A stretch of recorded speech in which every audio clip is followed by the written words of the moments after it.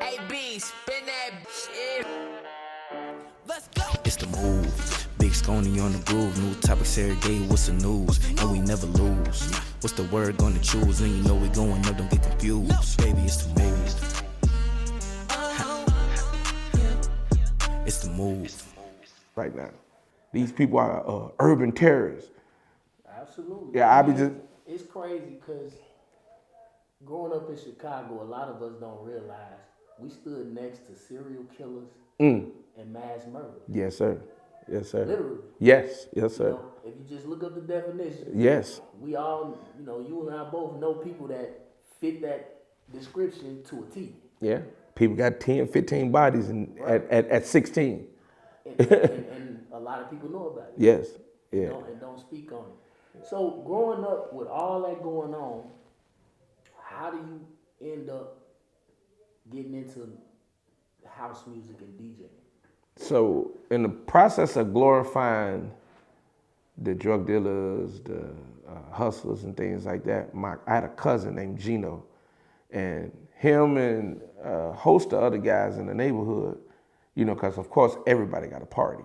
You know what I'm saying? It's always parties. So they were the DJs for the party. And I used to always look like, how and why is everybody flocking to a person that's just playing records? You know what I mean? So they had the fine girls, and the girls would be, oh my God, DJ Gino and all that. The party was nice to be looking like.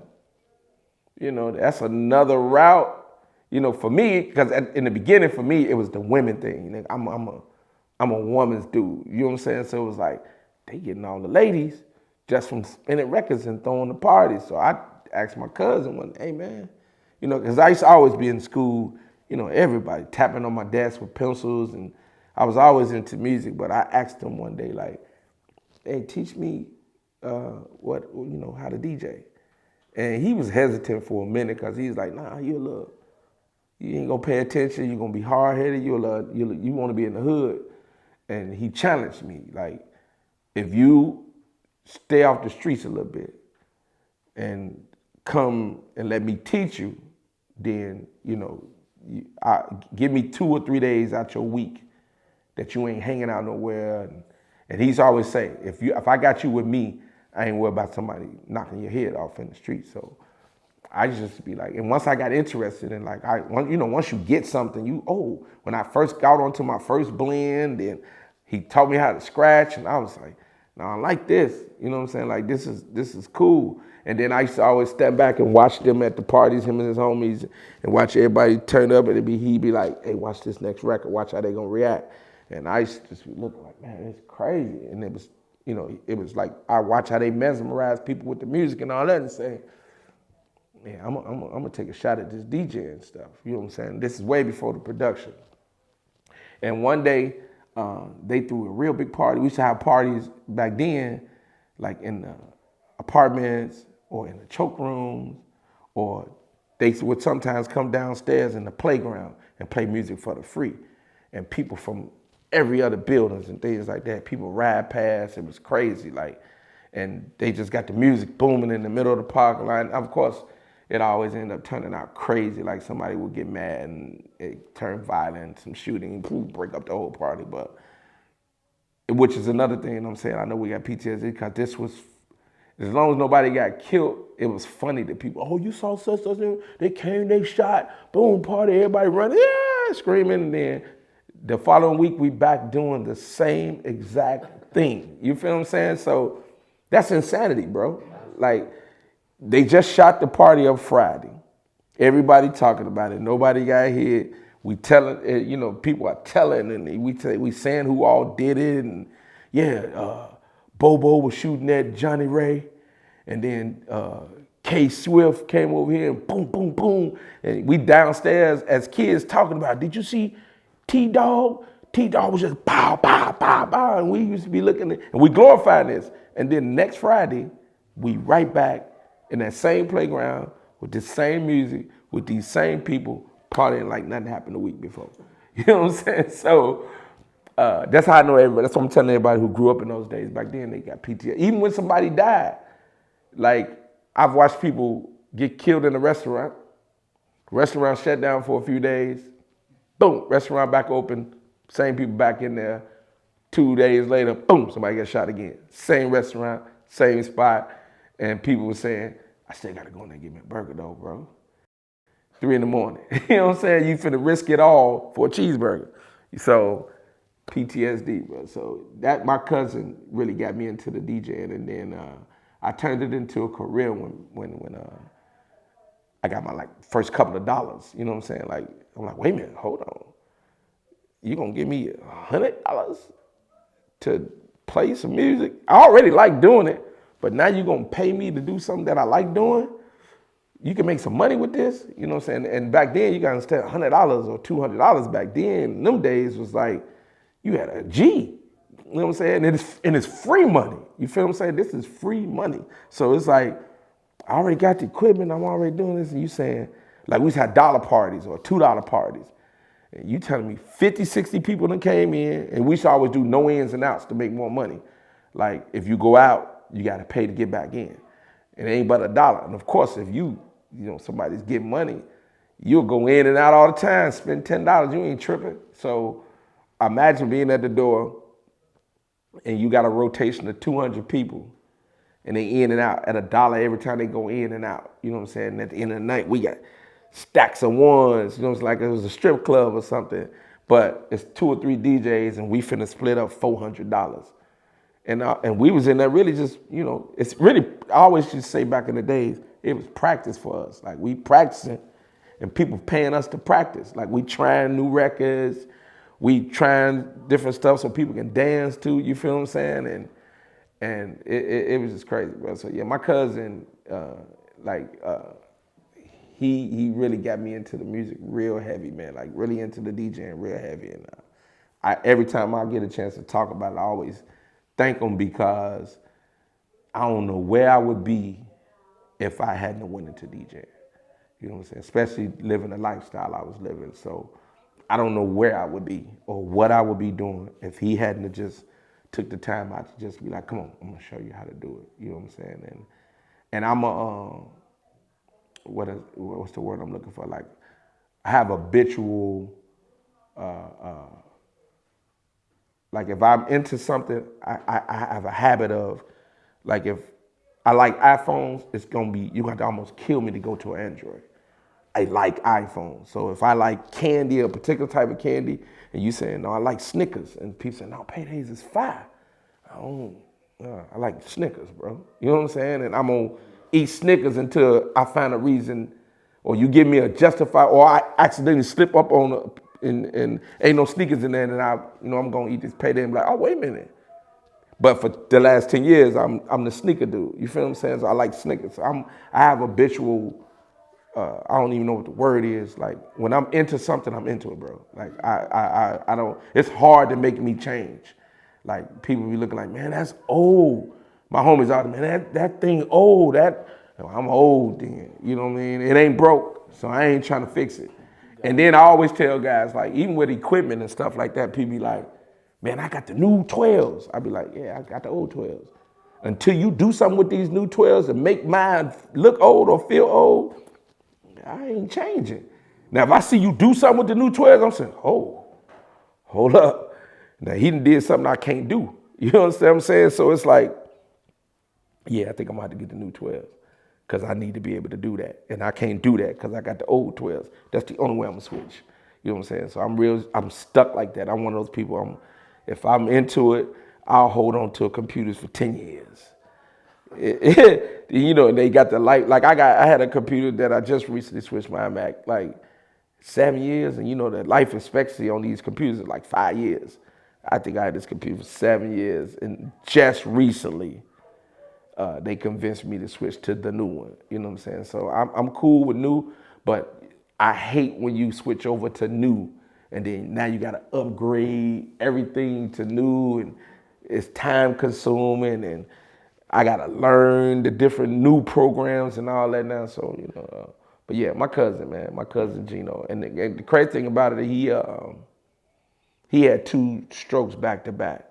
So he's in one of them chairs and stuff. So, when I be seeing him, it just be bothering me sometimes that he taught me everything I know. Him and I got another cousin named Reg, who also showed me he showed me how to blend real good. Like he used to be like, your blends is cool, but he showed me how to beat count. You know what I'm saying? So that was one of the key things in my DJing life that I always tell people, like, yeah, Gino taught me how to DJ, but Reg taught me how to beat count, like where to sit and listen to I got that from Reg, sitting and listen to the entire record. Just sit with headphones on, listen to the entire record and be like, oh, when I get ready to blend, I'm gonna blend right here, this record, right here, this record, and let it mash and then bring it together. And then when you hear it come together, you like, ooh, like you can't wait to get to the part. They be like, wait till they hear me blend this record with this record. And so I got that from Reg, and Reg, my cousin Reg, is like one of the coldest, man, I know they hearing all of the other different, I ain't gonna mention the DJs, the old school house DJs in Chicago, but he's a problem. Like they don't be having them on the big parties on the big stage, but all of them big DJs who doing these parties and all that, they know him. They know him and they know him well. And he methodical musically, bro. Like when you go in his crib or anything like that, it look like gramophone records. Like it look his basement is a record store, bro. In the plastic order, he alphabetical order. He's a dog, bro. Like so. I came up under two people like that. So when I'm in the ghetto household, I just be looking at people like, you really don't want that problem, bro. I got two mentors who taught me. That's how I'm able to recreate myself every year, bro. These two cats, like sticklers for certain stuff, like know your records, know your blends. They was the first two who used to push me to get two records. I go in the store like, anything, $8. You know what I'm saying? I got about two. Yeah, you need both of them because you need to be able to come out of this, then to go into this before you can get to the other record. I was like, I got about doubles of everything. So, that's why I'm a little happy with the digital world now because we used to have to go into parties with 50 crates, bro, in order to do the whole party. We got dollies of just crates, bro. So, to answer the question, my two cousins, man, like, I owe them everything. Them two are the reason I am the DJ that I am today. So, how did you get into the production side of things? The crazy part about the production side, it was like somebody almost like checking me, basically. I made a statement to one of the old school producers who I'm not gonna mention because he just old school producer and said, man, that for the lifestyle that we live in, hanging under these buildings and the type of girls we're around and the type of dudes, that music don't work for us no more, bro. Like it's a cold world, all that. It's house. Man. You got because at this particular time, NWA had came to. It's NWA. You got Too Short. We got rap had hit Chicago. So we under the buildings with starter jackets on now and Timberland boots. You know what I'm saying? This ain't even really us, but we can't go from that to it's house. It's house. The penny loafers with the quarters in it was over with, bro. You know what I'm saying? So he said, well, if y'all don't like the music, make your own. Okay. All right. So it made me interested in wanting to learn how to work drum machines. Like, how y'all making that stuff? And once I'm into something and trying to figure it out, and then one thing about me, if it's, say somebody say, hey, that thing costs $1,000, I be knowing, like back then, $1,000 was a lot of money. So I'm saying, I know how to beat them, Tom. I'm gonna buy that machine. Everybody ain't got this machine. If I get this machine, I can beat the average producer because they ain't gonna pay $1,000 to get that machine. You feel what I'm saying? So production-wise, that one statement of him looking me in my face saying, well, if you don't like it, then make your own. Like, don't complain about the sound we doing. Make your own sound. Then I bumped into the likes of Dion, Monty. When I came home, Monty and Dion was still doing their thing. You know what I'm saying? When I got out. So my guy, may he rest in peace, my guy Oman was like, hey man, you need to start hanging with my guys. Like they into what you into. You need to do, if you're gonna do music full time, you need to be with Mikey and Monty, and PJ was a shorty at the time. He's a little guy. These guys was watching us, so it was, that's what made me get into production. And then once I got fascinated, like I told you earlier, I'm a stickler for when I'm into something. No, okay, so if I got this drum machine, then what sampler? I need to make my samples a little longer, because at first I was just using like a Gemini mixer to do my samples, like my Wetter Rats and my Wetter Rat, Vulture Life, DJs on the low, all them samples is 4-pad banks on a Gemini mixer. People be looking at me like, no way. Yes way. You know what I'm saying? Running, it was, who, where the rats at? Who? Yeah, so, put the, and then you limit it, I think it was like 2 to 4 seconds on each pad bank. So that's what a lot of people didn't understand about the ghetto house world back then.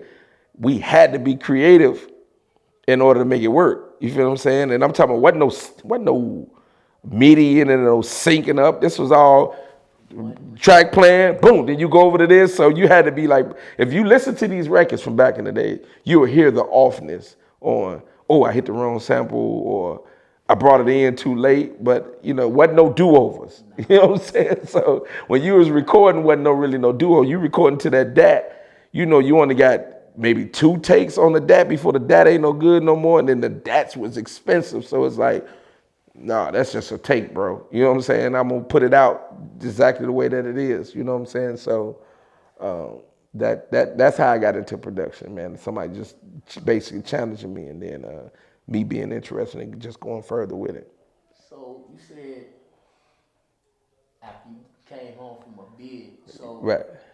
You got into the production after this stint in prison. I was into production before that. Before, but it just But when I got home, yeah, it cut me way short. Cause when I caught my case, I was part owning a record store and everything. Like I was really getting it, like into it.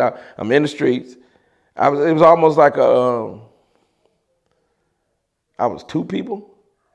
Gotcha. Basically, I'm Slugo in this DJ world, in this music world, whatever.